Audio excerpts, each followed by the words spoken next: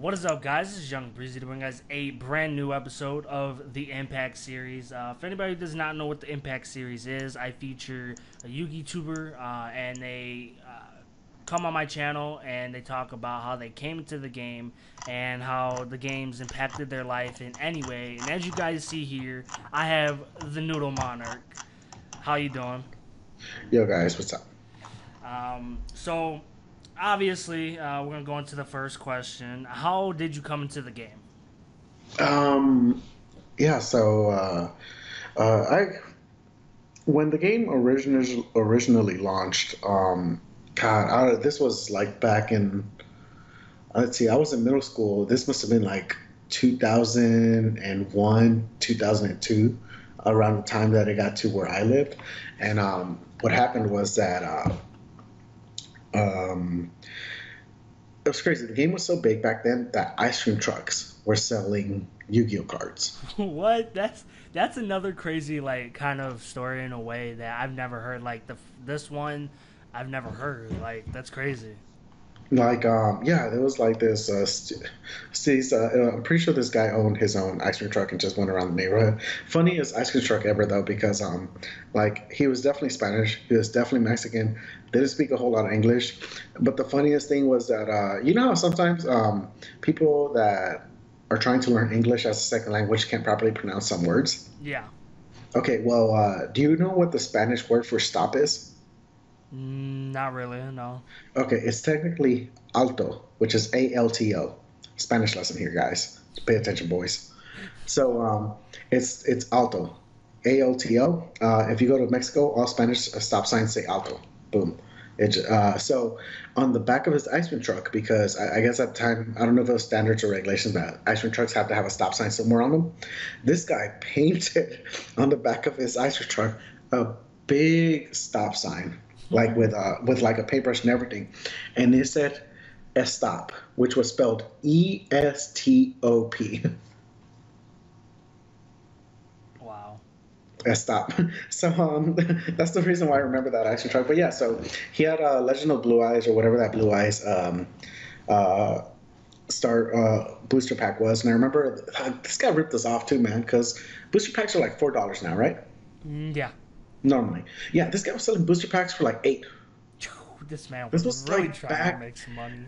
This was back in 2001, 2002, man. Too. It's like $8 must be like $11 now. Yeah. Well, anyway, so I remember specifically, me and my brother, we bought 2 packs, and we both tried dueling each other with those packs, which didn't end up very well because you got like a 9 card deck with random ass cards, and you don't really know how they work or what they do. And that's what not just me, but a lot of people were doing. Like my neighbor across the street, my next door neighbor, um, yeah, Francisco and Lewis. That's what they were doing too. That's what everybody was doing. Yu-Gi-Oh was so big back then that not only was it in TV show, but everyone was trying to get in on it. I remember the 7-Eleven at the corner across from the Jack in the Box. They had Yu-Gi-Oh cards too. So like everyone was trying to cash in on this cow. But that's the first time I started. And then I went into when I was in middle school, kids were getting beat up. There's cards were being stolen. They were always playing the cafeteria area, and I just didn't bother with it because I was like, nah, fuck this. I'm not. Oh, can I curse? Yeah, I don't care. It's fine. Okay, cool. Yeah, I was like, man, I was like, fuck this. I'm not dealing with this. Granted, I was keep in mind I was a square, and I didn't say bad words, so I wasn't saying fuck this, but I was definitely thinking it. Um, but yeah, so like that was I guess the first time. So fast forward, um, past middle school, past high school, all the way to college, and I dropped out of college the first time, and then I picked up a job working at a hotel for the overnight department, and uh, I would go into work at like 10 o'clock. So before I'd go into work at 10 o'clock at night, I'd usually wake up around 5 or 6 o'clock in the afternoon or evening. And when I wake up, my little nephew or my little cousin, he started watching the Yu-Gi-Oh anime because they just put it on Netflix. And So check this out. He was watching the Yu-Gi-Oh show, and I was like, "Oh yeah, dude! I used to play with those cards when I was little. They played them in middle school." I was telling him the story of how cards used to get stolen and all this other stuff, and he starts watching it, and we start watching it together. We're watching the Duelist Kingdom arc, Pegasus, and I was just like, "Dude, you know they still sell these cards. Like we can go to Target and pick up a structure deck right now and like play." And that's what we do. We go and we get the Fire King structure deck and the Atlantean structure deck, and I buy them for him. And he's like 13, 12, maybe 12 years old at this age. And so we get those decks and we start playing around with them. And now that I actually know the rules as an adult and actually know how to play, I realize how fun the game is. So I get the decks. We get a few more structure decks. We get the original Ancient Gear deck, which was total shit because I started paying attention to the ban list and found out Ultimate Offering, which was in there, was banned. Which really pissed me off, dude. That really pissed me off. I was like, why the fuck would they give you a ban card? And I didn't know the ban list like rotated and stuff. But yeah, so we start following the ban list. He makes like a chaos. I don't know why people always gravitate towards chaos, but it pissed me off. He made a chaos like dragon deck. And I was just with the Atlantean deck and like a scrub, I was trying to put every single reptile in the deck, even though it ran sea serpents, because you know reptiles are also water, I guess. And so I was putting in and then the fire, and then one of my cousins. Oh shit, my microphone is. Yeah, It's there we go. fine. So one of my cousins came from California, and then he saw that we were playing with Yu-Gi-Oh cards, and we started all playing together, the three of us. We play almost every night, and eventually I got let go from work, and I wasn't really able to play much anymore. Is my microphone sounding okay? Yeah, you're good. All right, cool. And I wasn't able to play much anymore, and a whole bunch of life stuff happened. And for you guys that don't know, when life happens real hard. So I became homeless and I stopped staying at home, so I stopped playing the card game. Period. Mm. And I was sleeping at a Denny's. I had two jobs. I was sleeping at a Denny's, and I was working at a YMCA. So I would eat and sleep at the Denny's, but I'd shower at the YMCA. Hey, Yeah, that actually kind of sounds cool, but then again, it doesn't because I yeah. mean, if And you're then home, I bought a bicycle to get in between both the areas because they were about 2 miles apart from each other. So I get my bicycle. I got my backpack. I get some Yu-Gi-Oh cards, and I had some Yu-Gi-Oh cards in there. And one of the pool managers was into Magic the Gathering and Yu-Gi-Oh. And oh, shit, sorry, that was work. My bad. it's fine. So one of the pool managers was into because I was a lifeguard. One of the pool managers was into Magic the Gathering and Yu-Gi-Oh, and we started playing with each other because I had the last thing I had in my backpack was like a Blue Eye Structure deck. After it came out, the first Blue Eye Structure deck, and then some other structure deck. I can't remember which one it was, and we were playing with both those decks, and he remembered how fun it was, and we started playing. Uh, we did a TCG night where we'd go to the comic book store nearby, and then we would just play with each other, and that kept me sane for a while. Because for you guys that don't know, if you go homeless, like if you don't have a phone or something or a laptop, it gets real boring real fast. So we did that. And then that just kept happening for a while. This is the first time I ordered my first structure deck because I was saving money and I actually had some expendable income. I was saving money to move into somewhere, but I was just like, I really kind of just want to make my own deck, and I made a spirit deck. For you guys that don't know, this is the Spirit Monsters. Nikotama, around this time, I think Nikotama just came out, or it must have been a little bit after. So it was Aratama and Nikotama. Then the other Spirit Monsters, Hino Kagatushi, Yamada Dragon. Some of the newer Spirit Monsters that came out is Anami and all this stuff. And I I got the cards delivered to the pool manager's house because I didn't have an address. So I was just like, yeah, dude. So a week later, get the deck built, and we had to an actual TC to an actual like Yu-Gi-Oh store. I can't remember where it was in Cyprus somewhere, which is a city in Houston. Anyway, go down to a TCG store, and I don't do really good, but I beat a Fire Fist player and I also beat a Gear player, Oh damn. which was awesome because I didn't think I'd do that. And the Gear player was so fucking mad, so goddamn salty too. All right, So, because he was just like I remember like he tried to resolve what's that trap card Gear, yeah, I think it's Gear. I'm the one pretty that sure. special summons two Gear trap cards in the end phase. Yeah, I think that's what it's called. I could Yeah, be and I totally remember wrong. he tried. I went first, and during the next turn, after my Spirit Monster returned back to the hand, he tried resolving that. And I remember flipping Wiretap, and it just Oh completely blew him my. out of the water.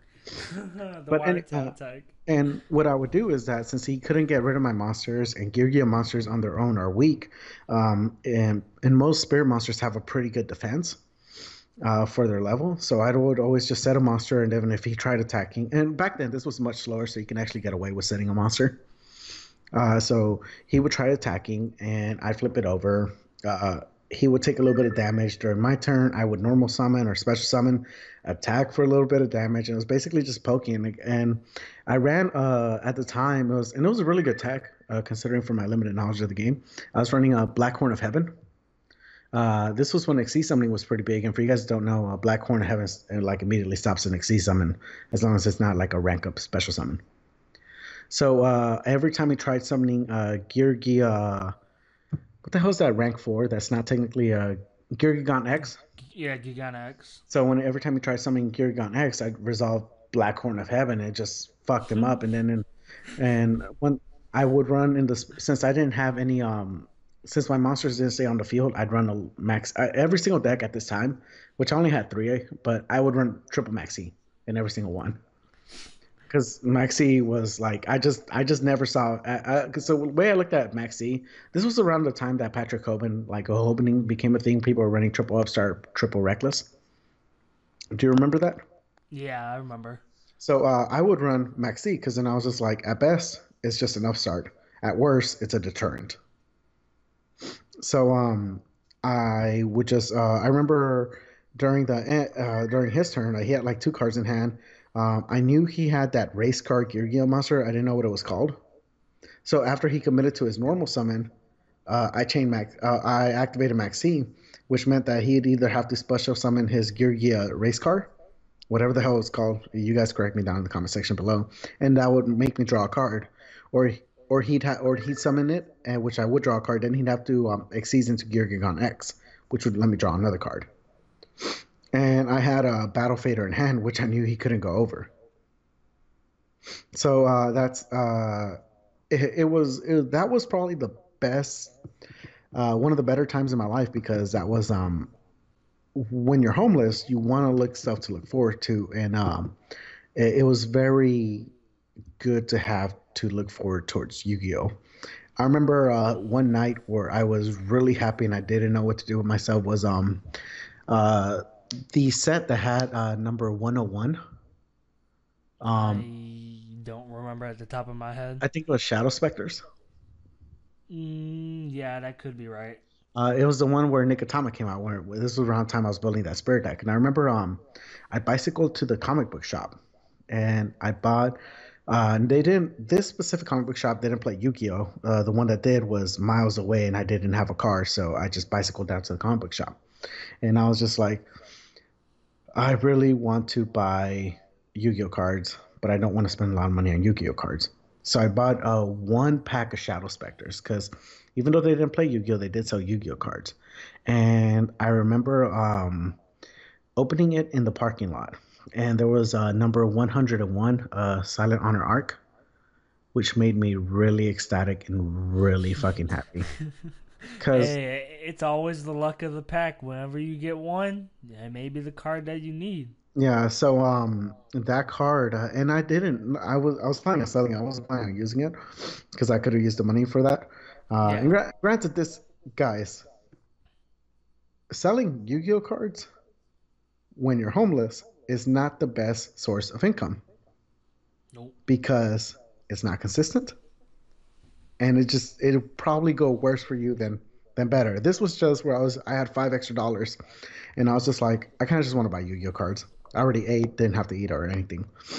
And if you're a waiter, what ends up happening is that like I had this this was terrible, but I had this backpack on me that was full of cash because I was a waiter and you get paid in cash.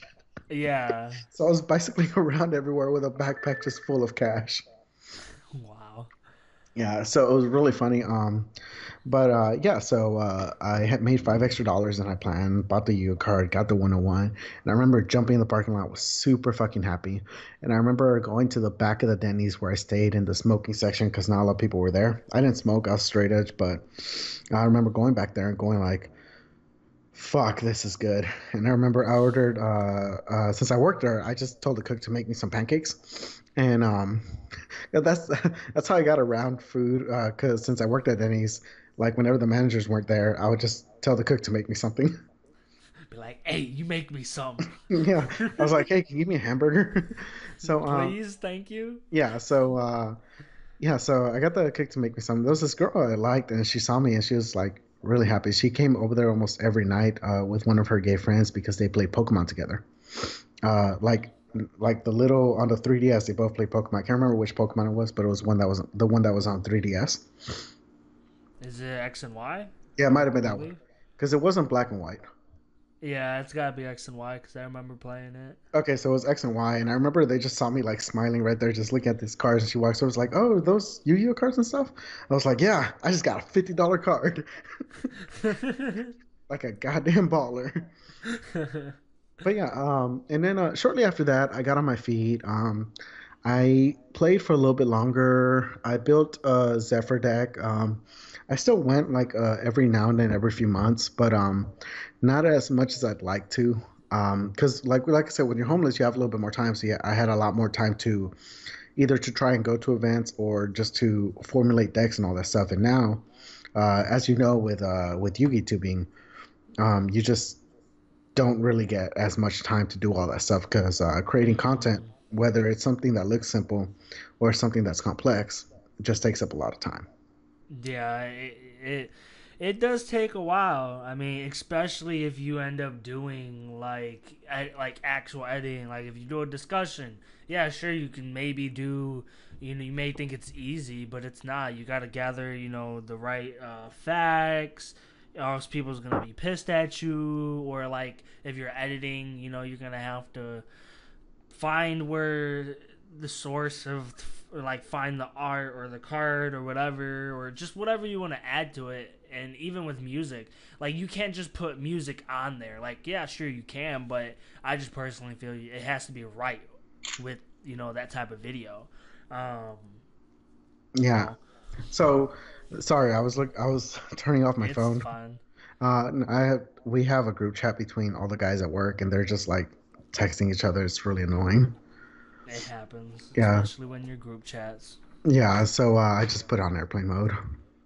Um, I mean, that's what I do whenever I don't want to be bothered. I'm just like, fuck that. I don't like using a cell phone a lot.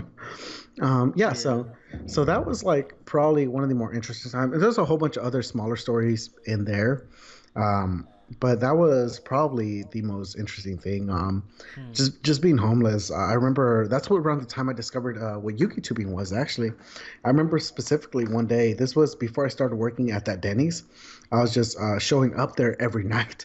And imagine if you're a waitress and you just see this guy coming in every night because that time I was in school and I set up my laptop and I do homework and then I'd stay up from till like maybe 2 in the morning just like dueling or something after I was done with my homework. Because once again, when you're homeless, and this was that time I had a laptop, like when you go homeless, you have a lot of time. Like you have so much time because you're not going home and you have to figure out something to do with that time. So that's when I started using Watchio Pro and DuelingBook. That's how I discovered them. And a big thing was that that was around the time I remember specifically watching like the Cali effect. I remember specifically watching Mega Capital G, um, Asian Eyes. I think that was around the time Simo was getting his start. Like I just remember like these little flashes of memories where I remember just sitting on one of the benches in Denny's and just like going like, holy shit, people actually make videos about this card game. Yeah, that's how I was like when I had started. I looked into it because I was getting into the game, and I was like, damn, this looks so fun to do. Where people actually make videos on this card game. Yeah, it was really interesting. It was really eye opening. Like I said, it helped me get through a lot because I'd put the videos in the background, and then I just duel the night away until I fall asleep. And usually I wake up like around like 5 in the morning, and or 5:30 or something, and then just leave before all the waiters came by. Hey, best way to do it. Yeah, yeah, but it was pretty fun. I mean, looking back at it, it's looking at little things like that. It's always easy to romanticize them as for the fun times, but at the end of the day, it was something that was rough. It was something that helped me get through all that stuff. It's and I know it sounds super irresponsible too, but it's just I was like, what am I now? 26. That was what around time I was like 22, yeah, 22, 23 years old, Hmm. and I was just stuck in a location with not many outlets. That sucks to hear about that. Um, Happens. but with that long, obviously you talking about how you came to the game and everything. As you said, obviously when you were homeless, Yu-Gi-Oh kind of gave your I guess feed for when you were bored. But how has the game like besides getting you kind of up on your feet as well? But how's it had impacted your life in any way, whether it's Yugitubing or it's just the game in general? Like, have you met tons of people that you never thought you would meet, in a lifetime? I guess.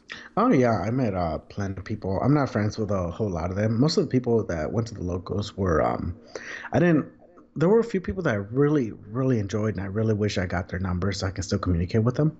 Um but most of the people were just like in Yu-Gi-Oh to make a quick buck, if that makes sense. Like they would go to the locals, try and get someone to buy their cards, even if the people at the locals didn't want you doing that. And that was kind of it for them. And I really didn't like that. That really, I would have gone to more locals if that wasn't an issue. But like to me, I don't like that. I feel that's super scummy. Yeah, I've never really had that happen at my locals.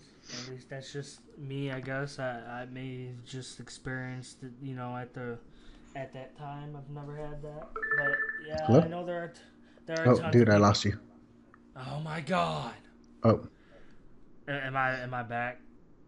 yeah, you're back. Or okay, Skype likes to act like a douche for me. I guess it may be just me. It hates my guts, but yeah, like it's just the fact that like I was telling you off air, this game, and I've said it in other interviews that I've had with other YouTubers that just something as simple as a quote unquote, as still people put it, a children's card game, even though there's not that many kids who still play it now. Yeah, they watch the anime or whatever, but playing competitive wise, just the fact that this game can impact your life in some type of way is really insane. Oh, dude, I Because, lost you. oh my god. Okay, Hello? Hello? yeah, I'm here. Or can you hear me again? Yes, no, maybe so. Uh, shit, shit, shit. Oh, okay, Hold now you're on. back. Okay, yeah, it's being stupid. Um, but just the fact that, like I said, this game, such as small as a quote unquote chosen card game, can impact someone's life in some type of way. Um, and I guess with that being said, and my audio being retarded with Skype, we're gonna kind of end it with that note. Do you have any shout outs you want to give or anything we can expect on your channel? I'm working on what I call some Yu-Gi-Ohs. It's a series of comedic videos. I don't do them very often because they actually take a lot of editing and time. Um, One of the funnier ones is the Yu-Gi-Oh girlfriend experience. Go ahead and check that out if you want a good laugh. It's super awkward, like almost office style kind of humor. Um, Other than that, I do run the Yu-Gi-Oh podcast, the Yu-Gi-Oh and Chill podcast. Go ahead and check that out. Yeah, there's I have a whole bunch of other stories relating to Yu-Gi-Oh. Some are funnier, some are sadder. I really wish we can get into them whenever you get another chance, but hopefully I'll be back for part two. Hey, You never know. I could always have you on either a collab or who knows, maybe a Yu-Gi-Oh and Chill episode, yeah, maybe. but for anyone going through like a hard time, it does always get better. Um, it just always happens to get it just always happens to get worse before it gets better, but eventually it does get better. Just treat your friends right is the best advice. Like even my friends that weren't into Yu-Gi-Oh, they helped me out. And now my roommate, he sees how important it is for me whenever I make videos and stuff, and he does support that. So I do appreciate that. But yeah, just treat your friends with respect and don't take it for granted. That's pretty good advice. Anyone who is struggling, just don't think of it as a negative. I mean, yeah, sure, you probably think, hey, why shouldn't I think of it as a negative? Turn that into a positive somehow. Always think positive on some type of situation because you never know what the outcome is gonna be. So with that being said, I will link the Noodle Monarch's channel down in the description, so you guys could go check out his channel and all the content he produced. And with that being said, smash that like button as always. Don't forget to like, subscribe, and comment. It's Young Breezy. I'm out. Toodaloo. Deuces. He's a dude.